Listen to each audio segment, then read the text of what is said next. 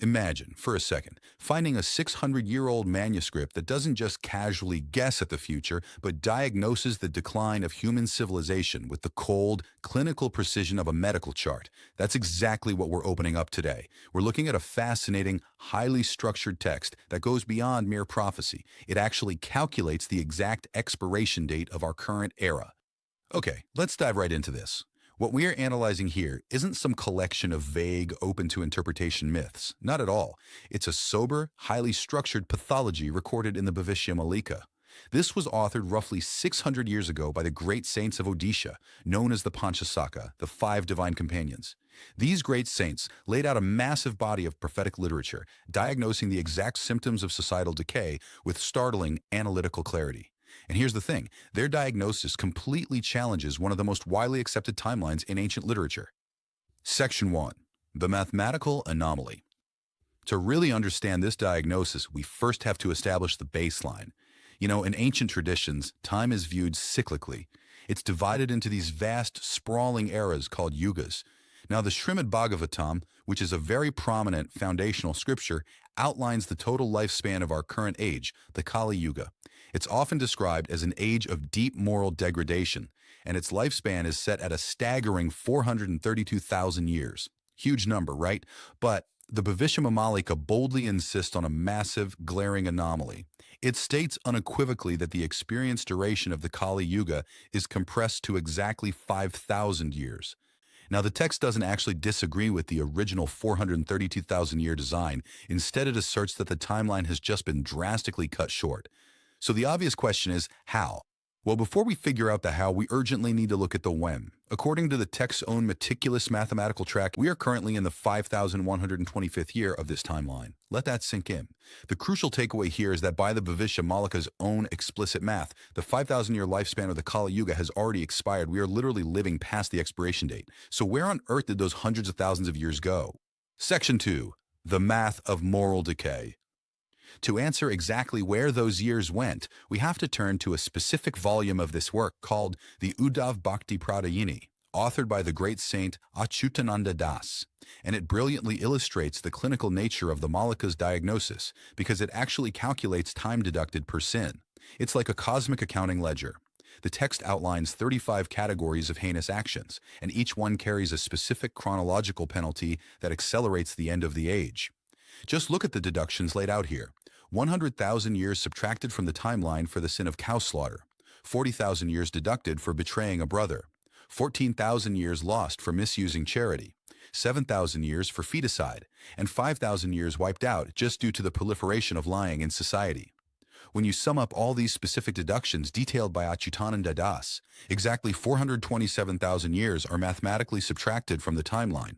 Do the math. 432,000 minus 427,000 leaves exactly 5,000 years. The timeline literally compresses under the immense, accrued weight of human action. Now, as you can imagine, the preservation of an incredibly detailed mathematical and prophetic text like this is a monumental task. We absolutely must acknowledge Pandit Dr. Sri Kashinath Mishra. He is the dedicated researcher who has tirelessly preserved and propagated the literal text of the Bhavishya Malika across the globe for 4 decades now, ensuring this ancient diagnosis is actually accessible to the world today. Section 3. 5 Symptoms of Decline. So, now that we understand the math behind the expired timeline, what does the end of the age actually look like on the ground? Well, the Bhavishya Malika provides a highly organized symptom analysis, breaking down the decay into 5 distinct categories. As an analyst looking at this, I'm struck by how it reads exactly like a physician charting the final stages of a condition. We've got civilization decay, nature upheaval, heaven's anomalies, temple decay, and guru-disciple corruption. Let's examine each of these symptoms precisely as the Bhavishya Malika describes them, keeping a strictly analytical approach. First up, civilization decay. The Bhavishya Malika explicitly states that at the end of the age, society drifts away from its sacred texts and its own family bonds. Kinship structures come apart across generations. The old duties between parents and children dissolve, and dishonesty is rewarded rather than punished.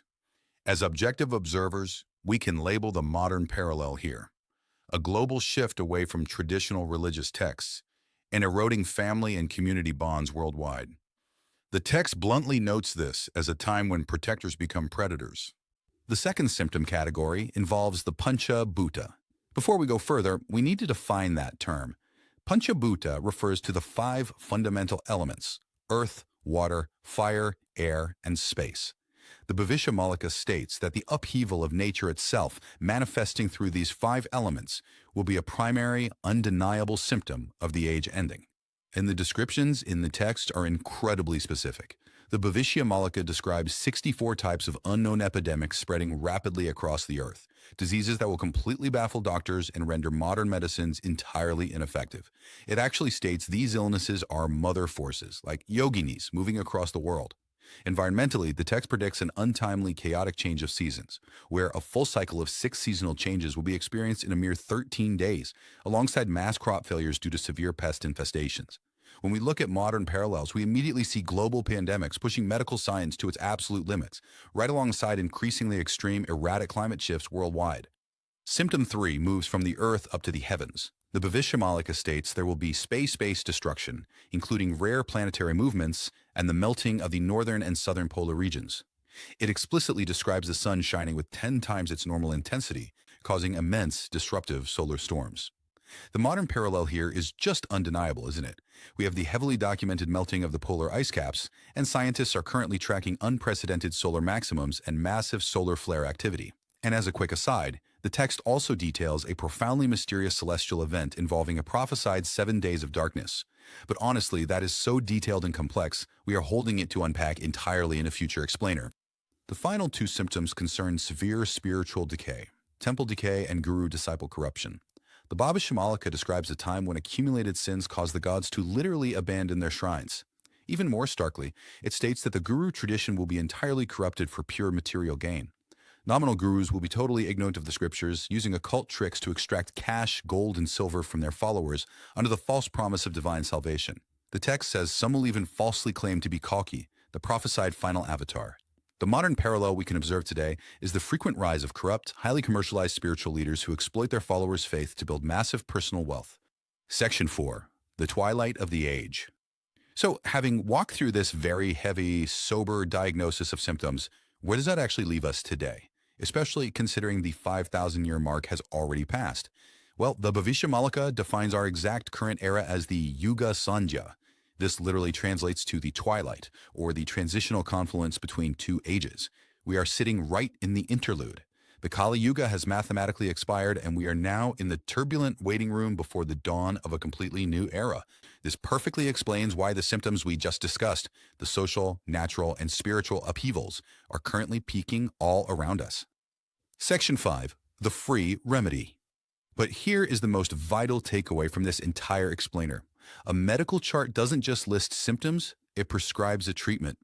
The Bhavishya Malika does not leave humanity with a diagnosis of despair or doom. It actually provides a cure to this civilizational pathology. The text outlines a free, universally accessible remedy to successfully navigate the chaos of the Yuga Sandhya. And remarkably, it requires absolutely no wealth, no handing over gold to fake gurus, and no extreme physical sacrifice. The great saints prescribe the simple practice of Trisandhya, which is praying 3 times a day, chanting the Madhavanama, the divine name, and reading the Srimad Bhagavat. That's it. It's a path of simple, pure devotion and righteousness. It's an empowering, profoundly hopeful path forward that is meant to uplift mankind rather than control them through fear. According to the timeline mapped out in these texts, this transitional twilight is leading directly to the Satya Yuga.